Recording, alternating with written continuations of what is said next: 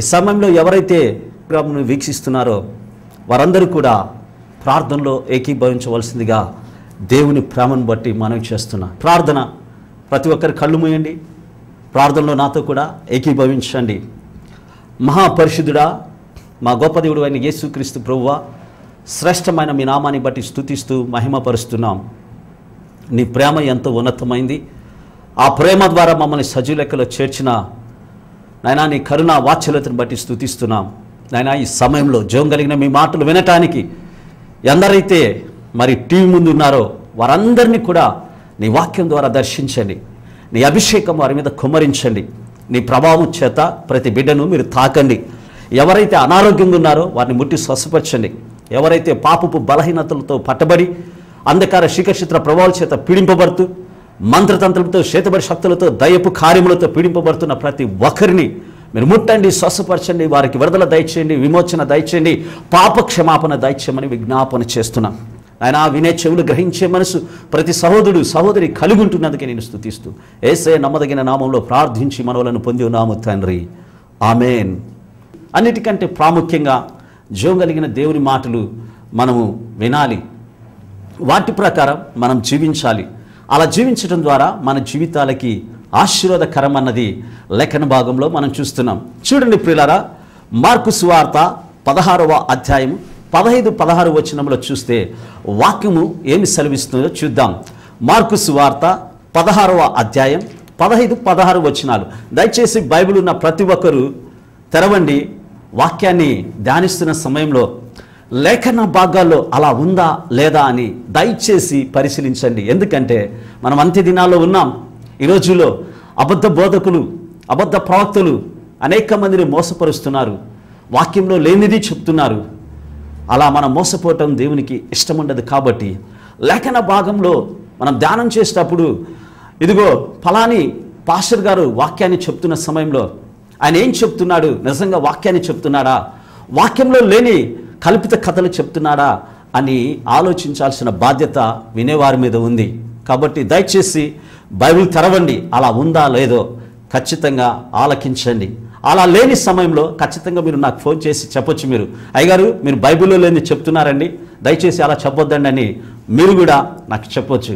కాబట్టి దయచేసి ఆలకించండి. లేఖన భాగంలో చూస్తే అక్కడ రాయబడింది, మార్కు సువార్త 16వ అధ్యాయం 15-16 వచనంలో అంటున్నాడు, మరియు మీరు సర్వలోకమునకు వెళ్ళి సర్వ సృష్టికి సువార్తను ప్రకటించుడి. నమ్మి బాప్తిసం పొందినవాడు రక్షింపబడును, నమ్మని వానికి శిక్ష విధింపబడును. చూడండి చాలా చక్కగా రాబడింది. 15వ వచనంలో అంటున్నాడు, మరియు మీరు సర్వలోకానికి వెళ్ళి సర్వ సృష్టికి సువార్త ప్రకటించుడి. 16వ వచనం, నమ్మి బాప్తిసం పొందినవాడు రక్షింపబడును, నమ్మని వానికి శిక్ష విధింపబడును. చాలా చక్కగా రాబడింది. ఇక్కడ చూడండి, ప్రభువైన యేసుక్రీస్తు ప్రభువారు చనిపోయి తిరిగి లేచిన తర్వాత ఆయన శిష్యులకి, అక్కడున్న జనులకి ఆయన తెలియపరిచిన మాట ఏంటంటే, మీరు సర్వలోకానికి వెళ్ళండి, సర్వ సృష్టికి సువార్తను ప్రకటించండి. మీరు ప్రకటించే సువార్తను ఎవరైతే నమ్మి బాప్తిసం పొందుతారో వారు రక్షింపబడతారు అని చాలా చక్కగా రాయబడింది. ప్రియులారా, అక్కడ ఏమంటున్నాడంటే, నమ్మి బాప్తిసం పొందివాడు రక్షింపబడును. చాలా చక్కగా రాయబడింది. నమ్మి ఏం చేయాలంట, బాప్తిసం పొందాలంట. బాప్తిసం పొందిన మీదట ఆ మనుషుడు రక్షింపబడతాడన్న సత్యం లేఖన భాగంలో చాలా చక్కగా రాయబడింది. ప్రియులారా, ఈ రోజుల్లో అనేక మంది అనేక రకాల బాప్తిసాల గురించి మాట్లాడుతున్నారు, అనేకమైన రకాల బాప్తిసాలు తీసుకుంటున్నారు. ఇది నిజంగా చాలా వాక్యానికి వ్యతిరేకమైంది. క్రైస్తవులు అలా జీవించటం చాలా సిగ్గుచేటు. ఎందుకంటే లేఖన భాగంలో రాయబడిన రీతిగా వాక్యానుసారమైన బాప్తిసం ఉంది. ఆ బాప్తిసం ఏంటంటే, నీవు నీ పాపాలను ఒప్పుకొని నీ పాపాలను విడిచిపెట్టి నీటి ద్వారా నువ్వు బాప్తిసం పొందాలి. చూడండి, చాలామంది అంటుంటారు, నేను పెళ్లి బాప్తిసం తీసుకున్నానండి, నేను పేరు బాప్తిసం తీసుకున్నానండి. ఈ పేరు బాప్తిసం, ఈ పెళ్లి బాప్తిసం బైబిల్లో లేదు, ఎక్కడ కూడా లేదు. ఎందుకంటే యేసుక్రీస్తు ప్రభువారి బాల్యదినంలో ఆయన బాల్య జీవితం ఎలా కొనసాగిందో లేఖన భాగంలో రాయబడింది.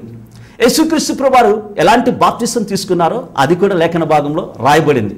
చూడండి, యేసుక్రీస్తు ప్రభువారు ఎవరు అంటే దేవుని కుమారుడై ఉన్నాడు, ఈ లోకాన్ని రక్షించడానికి వచ్చిన లోకరక్షకుడై ఉన్నాడు, ఆయన అభిషక్తుడు అని లేఖన భాగంలో రాయబడింది. చూడండి, ఈ అభిషక్తుడికి, ఈ లోకరక్షకుడికి బాప్తిసం అవసరం వచ్చింది. ప్రియులారా, లేఖన భాగంలో చూస్తే యేసుక్రీస్తు ప్రభువారు బాప్తిసం తీసుకుంటున్న సమయంలో యోహాను అన్నాడు, అయ్యా నువ్వేంటి బాప్తిసం తీసుకోవటం, కాబట్టి నీకు బాప్తిసం అవసరం లేదు అని చెప్పటానికి ప్రయత్నం చేశాడు. అప్పుడు ప్రభు అయిన యేసుక్రీస్తు ప్రభువారు ఏమన్నారంటే, నీతి యావత్తు ఇలా జరగాలి. చూడండి, యేసుక్రీస్తు ప్రభువారు ఈ లోకానికి ఎందుకు వచ్చాడు? నీతి యావత్తు జరగటానికి, తండ్రి చిత్తం నెరవేర్చడానికి. అంటే యేసుక్రీస్తు ప్రభువారు ఏ బాప్తిసం అయితే తీసుకున్నాడో అదే బాప్తిసం నువ్వు నేను కలిగి ఉండాలి. ఈ రోజుల్లో చాలామంది పేరు బాప్తిసం అంట, పెళ్లి బాప్తిసం అంట. అంటే వీళ్ళు ఏం చేస్తున్నారు? లేఖనాల్లో లేని చేస్తున్నారు. చేస్తూ దేవునికి మహిమకరమైన మారు మనసు కలిగి జీవించడానికి ఎవరూ ఇష్టపడటం లేదు. అంటే చూడండి, నిజంగా జనులు ఎంత మోసపోతున్నారో. అంటే బాప్తిసం తీసుకొని లేఖనాల ప్రకారం దేవునికి మహిమకరంగా జీవించాల్సిన మనుషులు వాళ్ళు సొంతంగా అనేకమైన బాప్తిసాలకు పేర్లు పెట్టి, పేరు బాప్తిసం, పెళ్లి బాప్తిసం.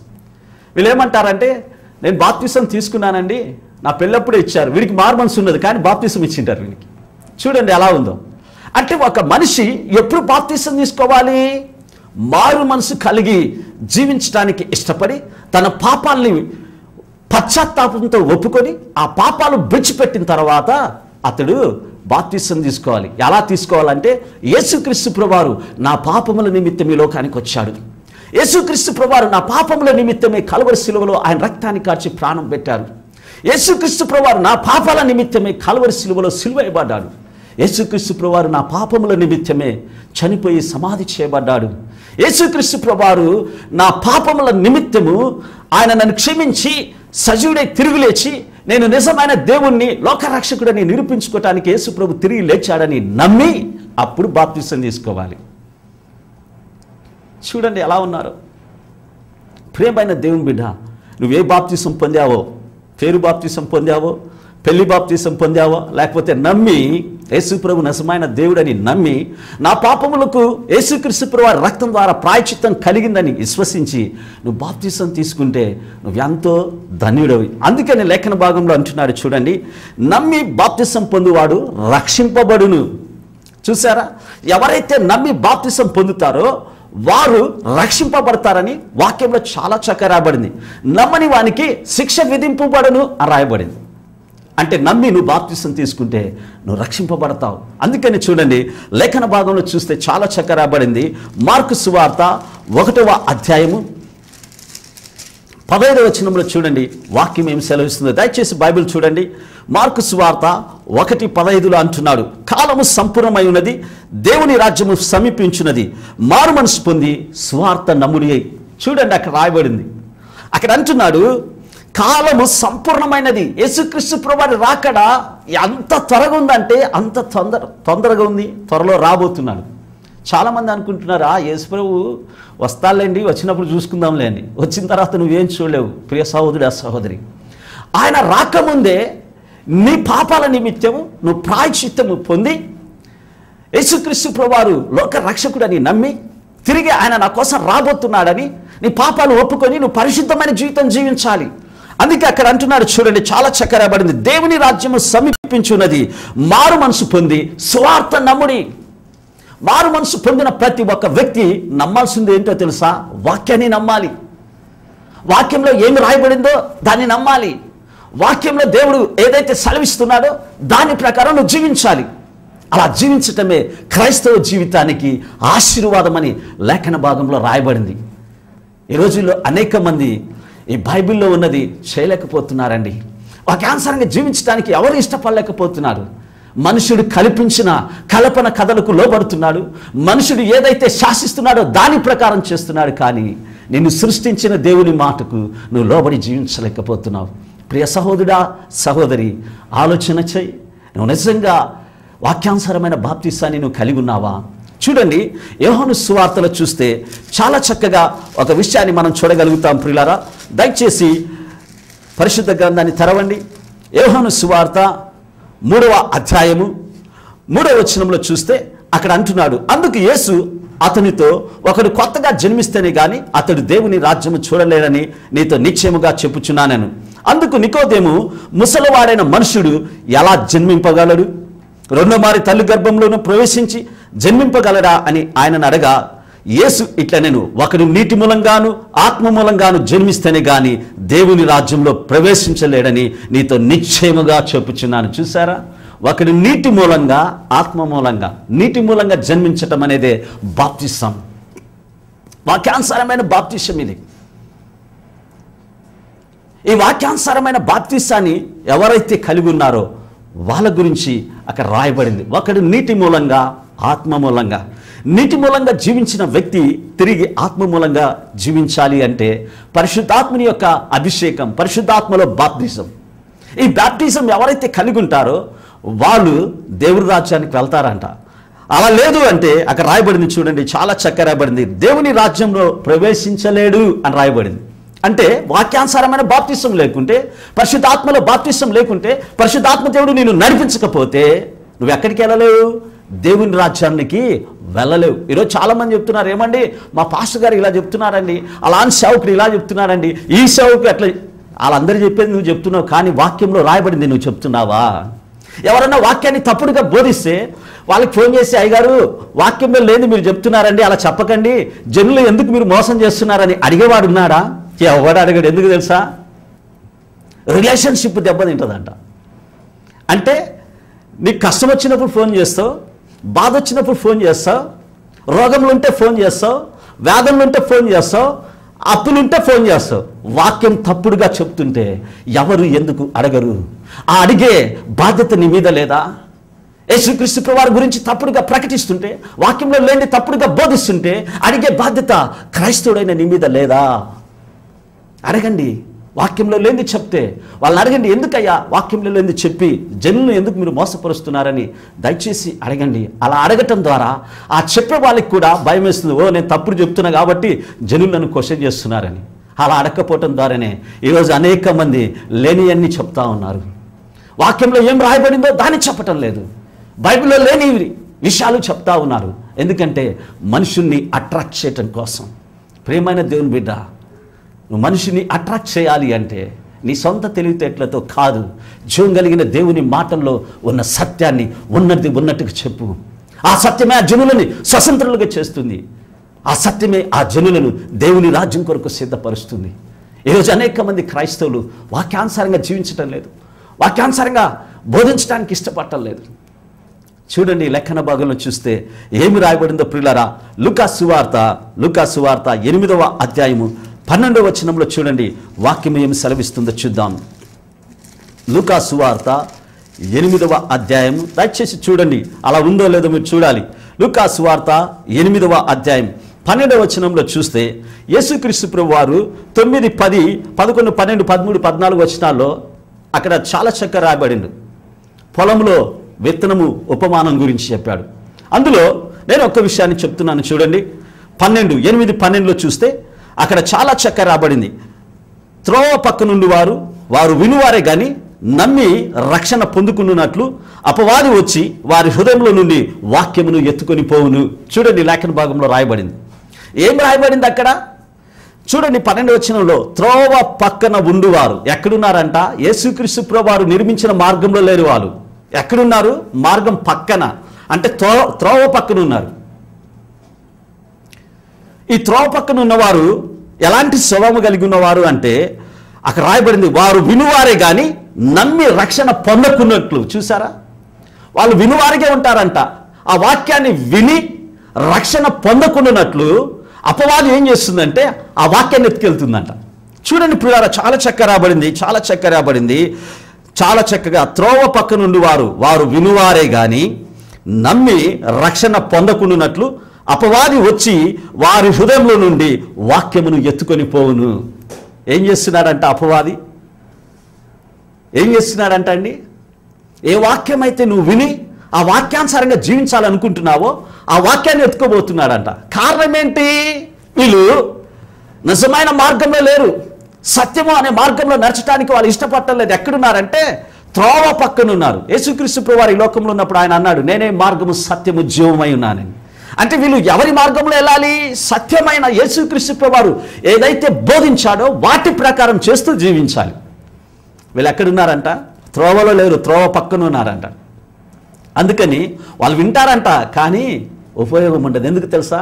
నువ్వు వింటావు కానీ వాటి ప్రకారం నువ్వు చేయవు. ఈ రోజుల్లో అనేక మంది వింటున్నారు, కానీ ఆ విన్న వాక్యం ప్రకారం జీవించడానికి ఎవరూ ఇష్టపడటం లేదు.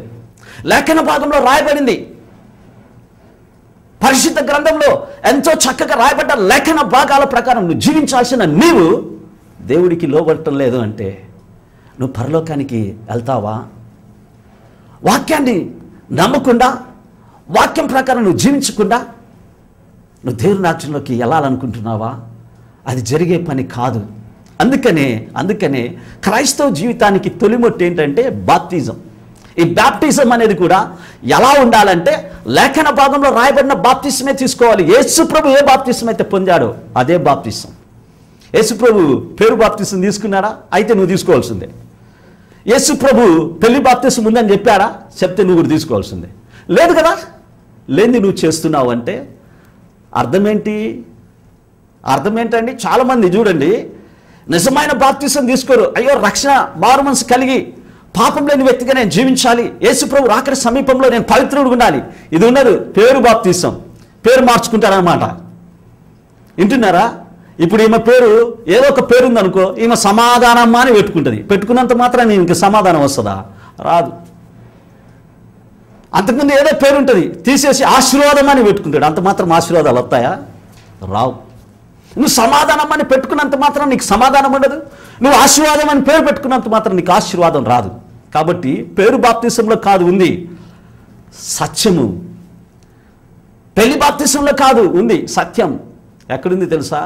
వాక్యానుసారంగా ప్రభువైన యేసుక్రీస్తు ప్రభువారు ఎలాంటి బాప్తిజం అయితే తీసుకున్నారో అలాంటి బాప్తిజం తీసుకోవాలి. అందుకని యేసుప్రభు అన్నాడు, యేసుప్రభు బాప్తిజం పొందటానికి వస్తే ఆపటానికి ప్రయత్నం చేశాడు. అప్పుడు అన్నాడు యేసుప్రభు, ఎదుగో నీతి యావత్తు ఇలా జరగాలి. నీతి యావత్తు జరగటమే దేవుని చిత్తమైంది. ఆ దేవుని చిత్తం జరిగించేవాడే దేవుని నామానికి మహిమ తెచ్చేవాడు. ఈరోజు నీ చిత్తాన్ని నెరవేర్చుకుంటున్నావేమో, నువ్వేమేమో కొత్త సిద్ధాంతాలు తీసుకొచ్చి ఆ సిద్ధాంతాల ప్రకారం జనులను మోసపరిస్తూ నడిపిస్తున్నావేమో. Be careful in the name of Jesus. ఒకరోజు దేవుడి సింహాసనం ఎదుట నువ్వు నిలబడతావు. ఆ రోజు ఏం చెప్తావో ఆలోచన చేయి. చూడండి, లేఖన భాగంలో చూస్తే యోహాను సువార్త 1:12 చూస్తే వాక్యం ఏమి సెలవిస్తుందో చూడండి ప్రియులారా. యోహాను సువార్త 1:12 చూస్తే అక్కడ అంటున్నాడు, తనను ఎందరూ అంగీకరించిరో వారందరికీ, అనగా తన నామమందు విశ్వాసం ఉంచి వారికి దేవుని పిల్లలవుటకు ఆయన అధికారం అనుగ్రహించెను. చూసారా? అక్కడ రాయబడింది, తనను ఎందరూ అంగీకరించిరో. యేసు ప్రభుని ఎందరైతే అంగీకరించారో వారందరి గురించి అక్కడ రాయబడింది. తన నామమందు విశ్వాసం ఉంచేవారు, ఎవరైతే దేవుని నామమందు విశ్వాసం ఉంచారో వారు ఏమవుతారంట? దేవునికి కుమారులు కుమార్తెలంట. హల్లెలూయా! ఎంత గొప్ప ధన్యత చూడండి. నువ్వు నమ్మి బాప్తిసం పొందటం ద్వారా దేవుని కుమారుడుగా కుమార్తెగా నువ్వు పిలవబడతావు. ఈ రోజుల్లో చాలామంది బాప్తిసం తీసుకుంటున్నారు కానీ వారి పాపాలను ఒప్పుకోవటంలా, వాళ్ళ పాపాలకి ప్రాయశ్చిత్తం చేసుకోవటంలా. చూడండి, బాప్తిసం అంటే అందరూ వెళ్ళి బాప్తిసం తీసుకుంటున్నారు. బాప్తిసం తీసుకున్నా, అయ్యో ఇంకా నేను అయిపోయా పరిశుద్ధిని, ఐఎమ్ ఏ హోలీ మ్యాన్ అంటుంటారు చాలామంది. బాప్తిసం తీసుకున్నా అండి అంటుంటారు కదా. నువ్వు నిజంగా బాప్తిసం తీసుకున్నావు? వాక్యానుసారంగా జీవిస్తున్నావా? వాక్యంలో ఉన్న సత్యాన్ని నమ్ముతున్నావా? నీ బ్రతుకు పరిపూర్ణంగా మార్చబడిందా? మార్చబడితే నువ్వు ధన్యుడవే. చూడండి ప్రియ దేవుని బిడ్డ, తనను ఎందరూ అంగీకరించిరో వారందరికీ, అనగా ఆయన నామమందు విశ్వాసం ఉంచి వారికి దేవుని కుమారులు అయ్యే అధికారము దేవుడిచ్చాడండి. ఏమండి, ఒకరోజు ఒక రాజుగారు ఆ రాజ్యంలో ఉన్న మంత్రిని పిలిచారంట. పిలిచి మంత్రితో చెప్పాడంట, మంత్రి, నా రాజ్యంలో ఎవరు కూడా బీదవాళ్ళు ఉండొద్దు, అడుక్కుండే వాళ్ళు ఉండకూడదు, దరిద్రులు ఉండకూడదు. కాబట్టి నువ్వు మన రాజ్యంలో అంతా చాటింపేసి జనులందరికీ ఈ విషయాన్ని తెలియపరచు. ఎవరైనా బీదవాళ్ళు ఉన్నా, ఎవరైనా అడుక్కు తినేవాళ్ళున్నా, ఎవరైనా దరిద్రులున్నా వాళ్ళందరూ కూడా ఫలాని రోజు నా సింహాసనం ఎదుట నిలబెట్టాలని చాటింపేయమని మంత్రి గారికి రాజు ఆజ్ఞాపించాడంట. ఆ సమయంలో మంత్రి వెళ్ళి ఆ చాటింపు వేసి వాళ్ళకి చెప్పారంట, అయ్యా మన రాజ్యం అంతట్లో మీరు చాటింపు వేయాలి, మీకు వారం రోజులు టైం ఇస్తున్నా. ఈ వారం అంతటి కూడా మీరు చాటింపేసి దరిద్రులను, డబ్బు లేని వారిని, బీదలను, అడుక్కు తినేవారిని వీళ్ళందరినీ సమకూర్చండి అని. అలా సమకూర్చారంట 7 రోజుల తర్వాత. అప్పుడు రాజు వచ్చి వాళ్ళందరికీ చెప్పాడంట, ఇక మీదటి నుంచి మీరు అడుక్కోకూడదు, ఇక మీదటి నుంచి మీరు బీదల వాళ్ళుగా ఉండకూడదు, ఎందుకో మీకు ఏం కావాలో అన్ని కూడా మీకు ఇవ్వబడుతుందని. రాజుగారు ఏం చేశారంటే వాళ్ళ అవసరాలు అక్కర్లు ఏమేమి ఉన్నాయో అన్నీ తీర్చి వాళ్ళకి కొంత డబ్బు ఇచ్చి చెప్పాడంట, ఇదిగో మీరు ఇక అడుక్కోవద్దని, వ్యాపారం చేసుకోండి, ఇదిగో నువ్వు పొలం లేదా పొలం తీసుకో, నువ్వు వ్యాపారం చేసుకుంటున్నా చేసుకో, ఇవన్నీ చేసుకుంటూ నా దేశంలో మీరందరూ ఐశ్వర్యవంతులుగా ఉండాలని రాజు చెప్పాడంట. అందరూ మంచిది రాజుగారు అని చెప్పేసి అన్ని తీసుకొని వెళ్ళిపోయారంట. వెళ్ళిపోయిన తర్వాత కొద్ది రోజుల తర్వాత రాజుగారు మళ్ళీ మంత్రిని పిలిచి, మంత్రి గారు ఈరోజు మళ్ళీ మన దేశాన్ని అంతా నేను చుట్టి రావాలనుకుంటున్నా, చాటింపేయచ్చని. చాటింపేశారు. రాజుగారు ఒక రోజు వచ్చి మొత్తం అంతా కూడా ఆ దేశాన్ని పరిశీలిస్తున్నాడు. ఎక్కడ చూసినా అడుక్కుండే వాళ్ళు కనపడలేదంట, దరిద్రులు కనపడలేదంట, వినండి, వేరేవాళ్ళు కనపడటం లేదంట. రాజుగారు చాలా సంతోషించాడు. సంతోషించి వస్తున్న సమయంలో, ఇంటికి వస్తున్న సమయంలో మార్గంలో ఒక అడుక్కుండేవాడు కనిపించాడంట. ఆ అడుక్కునేవాడిని చూడంగానే రాజుకు చాలా బాధేసింది. అరే నేను ఇంతవరకు చూస్తే ఎవరు కనిపించాలా, వీడు అడుక్కుంటున్నాడని ఆ అడుక్కుండోని దగ్గర పిలిచి చెప్పాడంట, ఎందుకు నువ్వు అడుక్కుంటున్నావు? నేను పలానా రోజు ఇలా చాటింపు చేసి అనేక మందికి ఏమేం కావాలో అన్ని ఇచ్చా, మరి నువ్వు ఎందుకు అడుక్కుంటున్నావు అంటే వాడు అన్నాడంట, రాజుగారు మీరు ఆ చాటింపు చేసేటప్పుడు నేను లేనండి. అప్పుడు రాజు అన్నాడంట, అలానా, అయితే ఇదిగో నా చేతికి ఉన్న ఈ ఉంగరాన్ని తీసుకొని వాడికి ఇచ్చాడంట. ఇస్తే వాడు అన్నాడంట, రాజుగారు వాళ్ళకి మీరు ఎవరికి ఏమో డబ్బు కావాల్సిన వాడికి డబ్బు ఇచ్చారు, పొలం కావాల్సిన వాడికి పొలం ఇచ్చారు, అన్ని ఇచ్చారు, నాకెందుకండి ఉంగరం ఇస్తున్నారు అన్నాడు.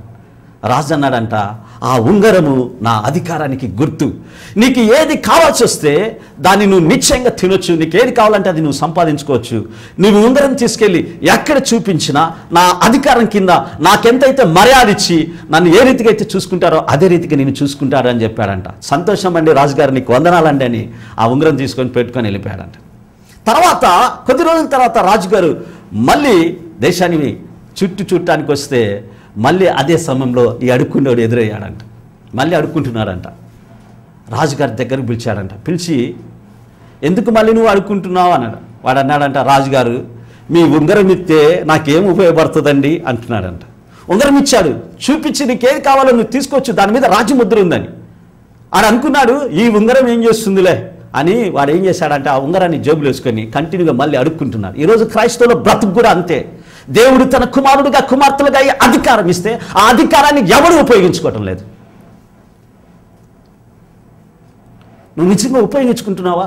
నేను దేవుని కుమారుడి, నేను దేవుని కుమార్తెను, ఆయన ఎందుకు ఎప్పుడైతే విశ్వాసం ఉంచానో, ఆయన నేను ఎప్పుడైతే నమ్మానో ఆ పరలోకపు తండ్రి నా తండ్రి అన్న సత్యాన్ని నువ్వు విశ్వసిస్తున్నావా? లేదు. దేవుని శక్తిని నువ్వు నమ్మటం లేదు. నువ్వు దరిద్రుడిగా ఇంకా ఉన్నావంటే కారణం ఏంటో తెలుసా? ఈ వాక్యాన్ని నమ్మకపోవటం. నువ్వు ఇంకా అప్పు బాధ లేమిలో ఉన్నావు అంటే అర్థం ఏంటో తెలుసా? దేవుని కుమారుడిగా నువ్వు ఆయన పరలోకపు తండ్రినిగా అంగీకరించకపోవటం ద్వారా, ప్రియమైన సహోదరుడా సహోదరి, దౌర్భాగ్య స్థితిలో నీవు ఉండి ఆ జీవం కలిగిన దేవుడి మీద నిందలేస్తున్నావంటే నిజంగా నీకు దేవుడు అంటే ఎంత ప్రేమో నువ్వు ఒక్కసారి ఆలోచించాయి. ఈరోజు అనేక మంది క్రైస్తవులని అనేక మంది జనులు మోసపరుస్తున్నారు. ఆ మోసంలో నువ్వు ఉన్నావేమో, వారి యొక్క కల్పన కథల్లో నువ్వు చిక్కుకొని పోయి ఉన్నావేమో. ఈ కల్పన కథలు వినుకుంటూ దేవుని యొక్క అధికారం కింద ఉండాల్సిన నీవు ఆ కల్పన కథలకు లోబడి నీ ఇష్టానుసారంగా నీ జీవితాన్ని పాడు చేసుకుంటున్నావేమో. ఆలోచన చేయి ప్రియ సహోదరుడా సహోదరి. ఈ సాయంకాల వేళ దేవుడు నీతో మాట్లాడుతున్నాడు. ఇదిగో ఇక్కడ కూర్చున్న నేను నిమిత్త మాత్రమే, కానీ నీతో మాట్లాడేవాడు పరిశుద్ధాత్మ దేవుడు. ఇదిగో నీ జీవితాన్ని ఎత్తి చూపించేవాడు పరిశుద్ధాత్మ దేవుడు. దేవుడు నీకు ఇచ్చాడు అధికారము. ఆయన కుమారుడిగా, ఆయన కుమార్తెగా, ఆయన కుమారుడిగా, ఆయన కుమార్తెగా ఈ లోకంలో జీవించు. నీకు ఏది కావాలనుకుంటున్నావో దాన్ని నువ్వు శాసించు. ఖచ్చితంగా అది నీకు దొరుకుతుంది.